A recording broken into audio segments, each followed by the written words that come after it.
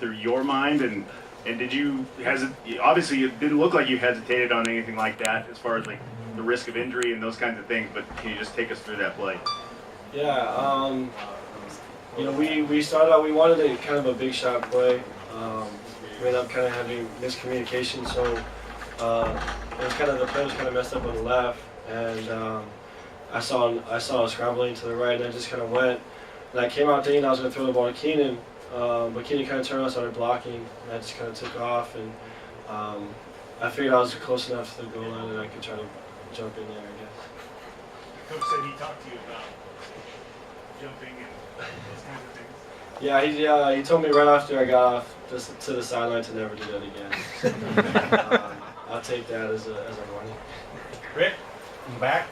Will you not do that ever again, or do you think maybe when the opportunity presents itself, instincts will take over? You're right.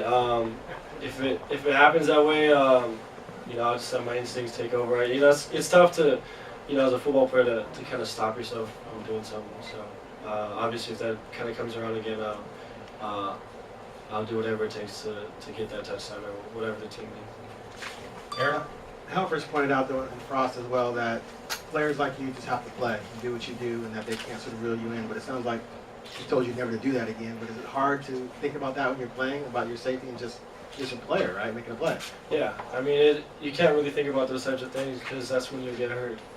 My dad always told me if you play, with your mind about worrying or cautious, you play at half speed and you end up getting yourself hurt. So, I always take the warnings from the coaches, but I end up doing what I have to do.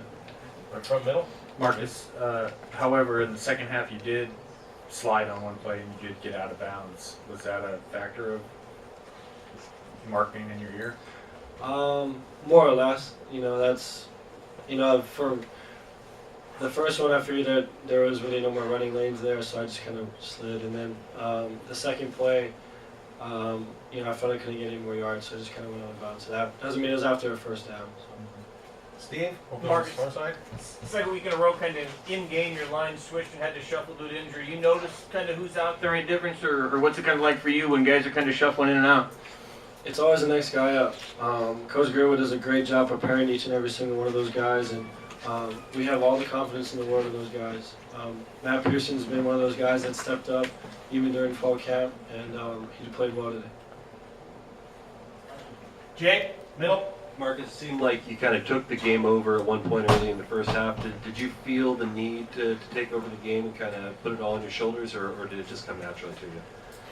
Yeah, it just kind of came naturally. I just, I don't know. I just played within the coach's systems, wanted to execute what we had on for our offense, and just trying to get in the rhythm. I felt as an offense we played well. I mean, aside from getting stopped on that fourth down in the first drive, we scored on pretty much every other drive.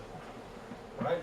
Your last two first quarters have been a little bit slower than maybe you guys are used to. What kind of things can you gain from having to overcome a slow start in the middle of a game? I mean, you said it best. It's good to kind of go through the adversity. It's not always going to be easy. You got to fight through some things. It wasn't a factor that we weren't moving the ball. I mean, we went down in our first drive and got all the way down to 2.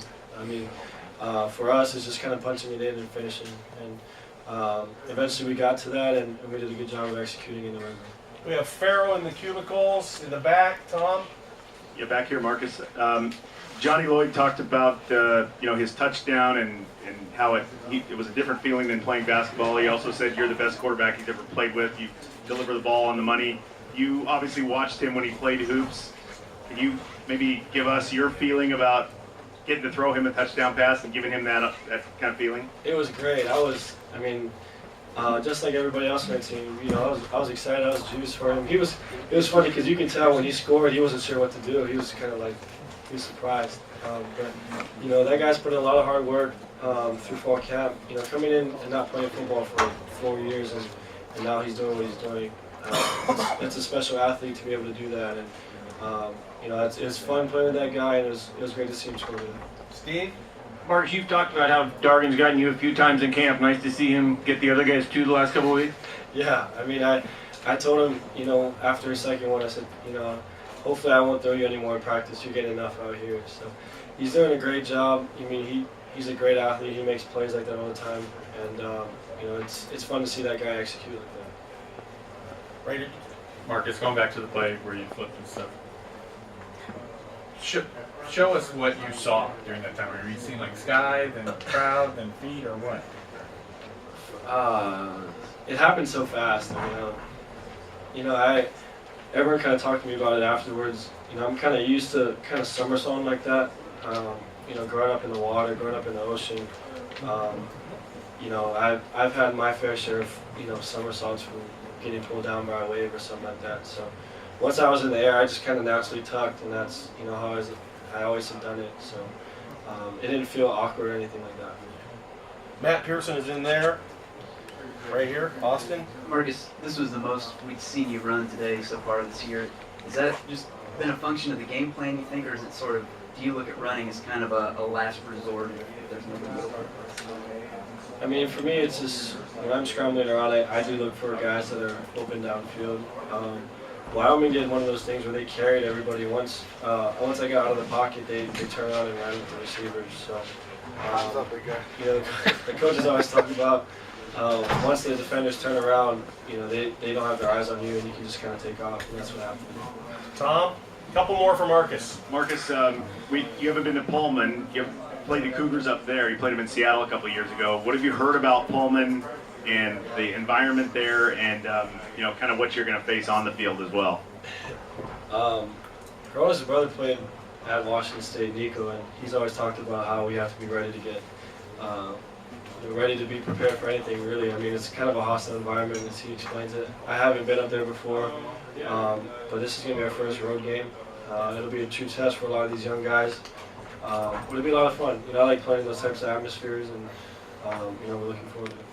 Last one for Marcus right here, Aaron. Marcus, we all realize the next mentality, but if Jake is out for any length of time, you guys would be -3 offensive tackles, combined 12 years of experience. Is that concerning at all to you?